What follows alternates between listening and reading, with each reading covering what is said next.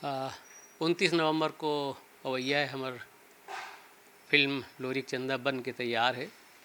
ये है बेसिकली हमार छत्तीसगढ़ के एक लोक गाथा है चंदेनी, जिला चंदेनी गायन कथे। वो बहुत प्रसिद्ध है छत्तीसगढ़ के जन जन तक के एकर कथा ला सुनथे लोगन ह गाथे।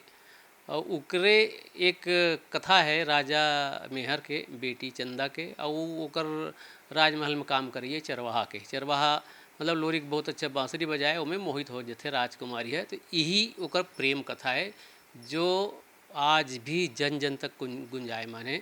वही कथा ला लेके मैं यहाँ बना हूँ। ये कथा ला आज से करीब 30-40 साल पहले प्रेम साइमन जी है लिखे रही से।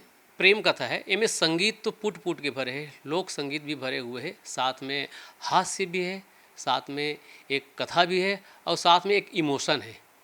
मतलब चंदा ओकर पिता है, लोरिक है, मतलब एमन कैसे मिलते कैसे बिछुड़ते तो सारा चीज़ है ये कहानी में। मतलब एक लोगन ला जाही देखे बर ते सारा चीज़ मिली, कहीं भी ओला कहीं बोरियत महसूस बिल्कुल नहीं है। काबर की ये अपन चीज़ है, अपन छत्तीसगढ़ की चीज़ है, जो पहली बार अपन छत्तीसगढ़ के चीज़ हा लोगन ला देखे बर मिली।